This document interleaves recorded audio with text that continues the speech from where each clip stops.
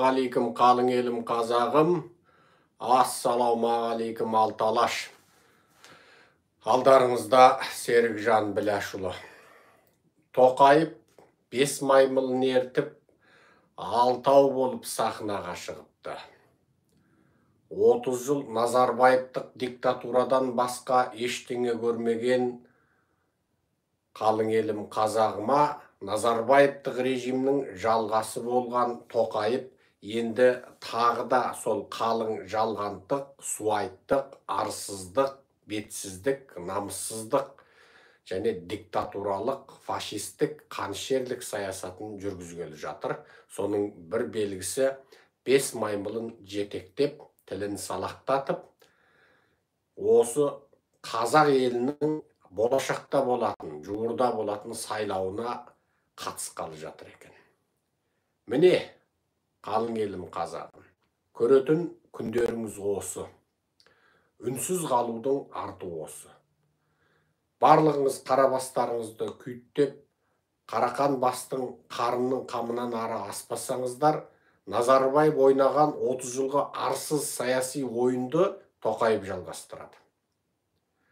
Тоқайып сөйтіп Назарбаев сияқты мезгілден тыс сайлау өткізу, күні бұрын аяқ астынан тұтқиылы сайлау өткізу, тағы басқа сол сияқты былжырақ тірліктерін жалғастырады. Ең соңында Тоқайып Назарбаев екінші болып шығады. Қолдан құдай жасау қозғалысы қазірдің өзінде жүріп жатыр. Кеше Назарбаевты қолдан құдай жасаған жағымпаз суайттар бүгін Тоқайыпты қолдан құдай жасап жатыр. Әлеуметтік желіде қазір қаңтарда бүкіл қазақ мемлекетін Тоқайып құтқарып қалды. Ал қаңтарда көшеге шыққанның барлығы қанішер, содыр, сотанақ, наркоман деген мазмұндағы видеолар қаптап кетті. Енді оның сойқаны алда ұлттық арнадан көрсетіліп, мүмкін бүкіл халық болып Тоқайыпты елдікті құтқарып қалды, егемендікті құтқарып қалды, мемлекетті құтқарып қалды дейтін шығармыз. Тіпті бір жағымпаздар Тоқайыпты Нобель бейбітшілік сыйлығына да ұсынатын шығар. Тура сол өзгермеген, өз қалпындағы Назарбаевтық замандағы бейшара сценарий.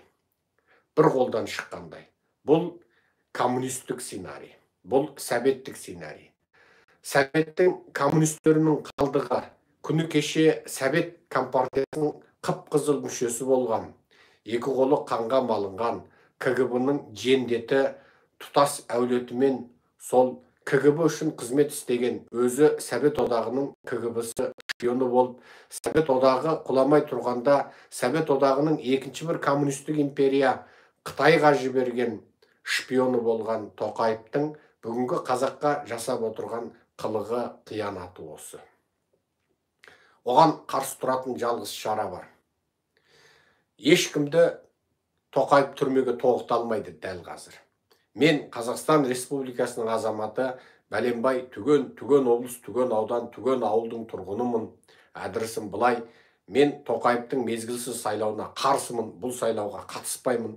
Мен Тоқайыпқа қарсымын деген мәндегі видео үндеулеріңізді жазып, оны WhatsApp-мен, Telegram-мен, Instagram-мен, Signal-мен біздің Атажұрт партиясының мүшелеріне жіберіп беріңіздер. Атажұрт партиясының мүшелерінің телефоны осыдан бұрынғы лекцияларымызда айтылды. Және осы YouTube-тың астындағы сипаттамада жазулы тұр. Біз осындай сайлауға қарсы 1 миллион Қазақстан азаматының видео үндеуін жинау арқылы бұл сайлаудың заңсыз екендігін Еуропа мен Американың алдында әшкерелейміз. Сөйтіп, Тоқайыпты заңсыз президент, билікті жаулап алушы бандит деп бүкіл Еуропа Американың алдында, тіпті Біріккен Ұлттар ұйымының алдында мәселе көтереміз. Үнсіз қалма қалың елім қазағым. Тоқайып билікке келгелі міне қаншама жыл болды. 2019 жылдың наурызынан бері есептей беріңіз. Не жақсылық көрдіңіз? Күннен күнге қымбатшылық.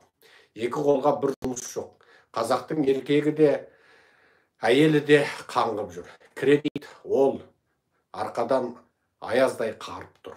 Төбемізден, иығымыздан тау болып басып тұр.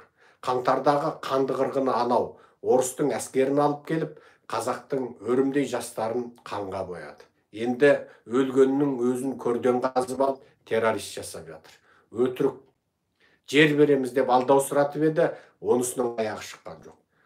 Болат Назарбаевты және Нұрсұлтан Назарбаевтың өзін қолында ұстап отыр. Дариға Назарбаев шетел асып кетті. Ештеңеден ештеңе жоқ. Әшейін келем десе өзі біледі, кетем десе өзі біледі. Ал Кәрім Мәсімов пен Сатыбалдының сотталғаны да өтірік сияқты. Себебі оларды көрген пенде жоқ. Оларды тіпті түрменің өзінде, қай түрмеде, қайда жатыр, құпия ұстайды. Әдетте батыстық елдерде, демократиялы елдерде тіпті ең жоғарғы лауазым президенттің өзі тұтқындалса, қайда екені, қайда тұратыны, қандай жағдайдағы түрмеде екендігі ашық айтылады. Адвокаты кім, бәрі айтылады. Оның ешқайсысы айтылған жоқ. Яғни Тоқаев билікке келгеннен бері қазақтың басынан сора арылған жоқ. Апаттан апат, жарылыстан жарылыс, қымбатшылықтан қымбатшылық, қан төгіс. Ең қысқасы 4 жастағы сәбиіңе дейін оққа байлады. 4 жастағы қазақтың бүлдіршін қызын атып өлтірді. Қаншама жас қыршыннан келді. Арқасын үтікпен бастырғаны қаншама. Енді бүкіл осы қанішерлік жүйені көріп отырып, үнсіз көну деген ол жарамайды. Себебі Тоқаевтың айналасында сол санаулы мыңдай қарулы күш соны қорғап отыр. Ал 100 мыңдаған қарулы күш ол халық көтерілсе халық жаққа өтетіндігін қаңтарда дәлелдеді. Орыстың әскері басып кірмегенде қазақтың қаңтардағы төңкерісі жеңіске жететін еді. Енді не істейсің қалың елім қазағым? Тоқаев қазір алтылдап Қытайға бір қарап, Орысқа бір қарап, шықпа жаным шықпа деп әзер отыр. Ендеше сенде жалғыз ақ жол бар. Ашық саяси көзқарасыңды айтасыз. Мен Тоқаевтың мезгілсіз сайлауына, заңсыз сайлауына қатыспаймын және оған қарсымын. Тоқаевтың елді билеуіне де қарсымын, қосылмаймын. Бұл менің конституциялық құқым. Мен Қазақстан Республикасының толыққанды азаматы ретінде осындай конституциялық құқымды пайдалана отырып, Тоқаевтың сайлауына да өзіне де қарсы екенімді мәлімдеймін деп видеоларыңызды Атажұрт партиясының мүшелеріне жіберіңіз. Ол үшін сіздің басыңызды шаба алмайды. Міне Алматы облысының Жаркент қаласы маңында қазақтарды Атажұрт партиясына кірдіңдер ме деп енді ұлттық қауіпсіздік комитетінің жігіттері сұраққа бастапты. Атажұрт партиясының мүшесімін десе, бұлтарындағы памперстарын ауыстырып, безіп жоғалады екен. Ал жоқ, Атажұрт партиясына мүше емеспін, ойланып жүрмін дегендерді тергеп қайта-қайта шақырып, жұмысына барып, үйіне барып, бопсалап, қорқытып, біресе алдап, сулап, Атажұртты жамандап жоғалады екен. Міне бұл биліктің бейшарасыздығы. Ал Атажұрт партиясының мүшесімен не істейсің дегендерден безіп жоғалады екен. Сен мені көрген жоқсың, мен сені көрген жоқпын деп. Билік Атажұрттың алдында дәрменсіз, шамасы жетпейді. Себебі Атажұрт халықаралық бренд. Бүкіл Біріккен Ұлттар ұйымы, бүкіл Еуропа, Американың алдында Қытайдың қылмысын ашқандығыменен әлемдік саяси брендке айналған ұйым. Ендеше Атажұртқа мүше болыңыздар, Тоқаевтың қылмысын әшкерелеңіздер, барлықтарыңыз ашық көзқарастарыңызды айтып жариялаңыздар. Үнсіз қалмаңыздар. Үнсіздік өзіңіздің ұжданыңызға сатқындық. Үнсіздік өзіңіздің арыңызға жасаған қиянат.